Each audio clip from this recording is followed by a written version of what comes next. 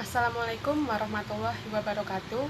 Perkenalkan, nama saya Ayunda Ihsanti Heriana dengan NIM 2019-05-10135 dari kelas A. Dalam kesempatan kali ini, saya akan menjelaskan mengenai 10 prinsip muamalah dan politik dalam dimensi horizontal. Sebelumnya, materi ini sudah pernah disampaikan oleh Bapak Subhanono dalam mata kuliahnya Pemikiran Politik Islam. Seperti yang kita ketahui bahwa gagasan politik ini berasal dari Muhammad Abu Zahra yang merupakan salah satu pemikir dari Mesir. Selanjutnya, saya akan langsung menjelaskan secara singkat mengenai 10 prinsip muamalah dan politik dalam dimensi horizontal.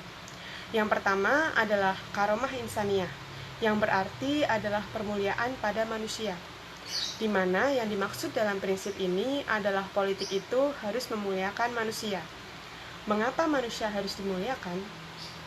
Karena kita tahu bahwa manusia diciptakan oleh Allah dengan tata cara yang paling sempurna, maka sudah seharusnya manusia itu harus dihormati atau saling menghormati. Dalam Islam, politik itu harus memuliakan, tidak boleh menganiaya.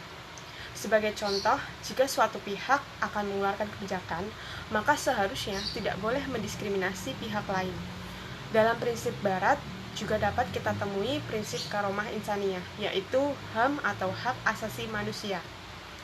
Yang kedua adalah muamalah bil misli, secara sederhana yaitu memperlakukan secara sama, atau dalam prinsip politik Barat adalah non-diskriminasi. Islam mempunyai gagasan untuk memperlakukan sesama manusia secara sama, tidak boleh diskriminasi meskipun orang tersebut adalah Yahudi atau Nasrani. Dapat diibaratkan juga jika orang tersebut salah, maka akan tetap salah, dan jika orang tersebut benar, maka dia tetap benar. Tidak boleh membalikan fakta yang ada. Mengapa dalam Islam kita tidak boleh diskriminasi? Karena pada hakikatnya semua manusia itu berasal dari diri yang sama, seperti yang dijelaskan dalam surat Al-Hujurat ayat 13. Dalam ayat tersebut menjelaskan bahwa sesungguhnya Allah menciptakan manusia dari diri yang satu, dan kemudian Allah menjadikan mereka berbangsa-bangsa, kemudian mereka saling mengenal. Dalam konteks muamalah ini, yang berhak membedakan atau menilai adalah Allah. Yang berhak menilai orang tersebut bertakwa atau tidak bertakwa adalah Allah. Sehingga sebagai sesama manusia, sudah seharusnya kita tidak boleh mendiskriminasi satu sama lain. Kemudian yang ketiga adalah huriyah.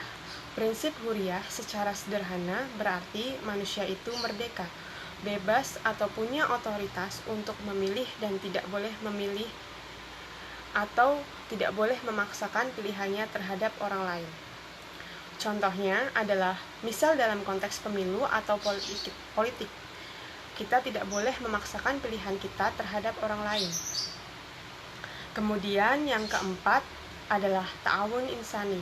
Prinsip ini berarti tolong-menolong secara kemanusiaan.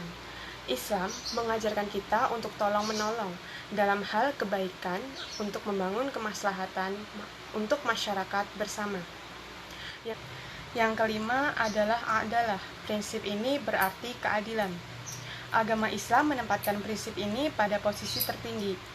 Adil yang dimaksud dalam konteks ini adalah menempatkan sesuatu sesuai porsinya atau secara proporsional. Yang keenam adalah fadilah. Prinsip ini berarti kebermanfaatan atau dalam prinsip Barat adalah pragmatisme, yang berarti bertindak untuk kebermanfaatan diri sendiri.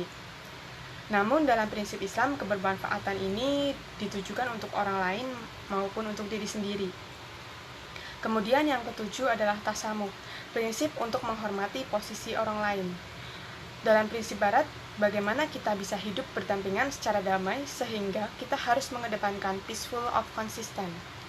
Yang kedelapan adalah umatan wahidah, merupakan prinsip kebersatuan umat. Prinsip ini menjelaskan bahwa Islam memiliki gagasan untuk how to make unity, yang berarti bagaimana kita bisa membuat kesatuan. Dalam hal ini kita dilarang untuk melakukan aktivitas yang memecah belah. Kemudian yang kesembilan, sakinah, mawadah, warohmah, di mana sakinah berarti kebahagiaan dalam dimensi material atau bebas dari ancaman, mawadah berarti kebahagiaan secara psikologis atau human security, dan warohmah merupakan kebahagiaan dalam dimensi spiritual. Kemudian, yang ke-10 atau yang terakhir, wafa bil ahdi, merupakan prinsip untuk menepati janji, prinsip mengenai integritas. Yang berarti, apapun yang sudah disepakati, maka harus diusahakan untuk ditepati atau dijalankan. Sekian penjelasan dari saya. Semoga bermanfaat. Wassalamualaikum warahmatullahi wabarakatuh.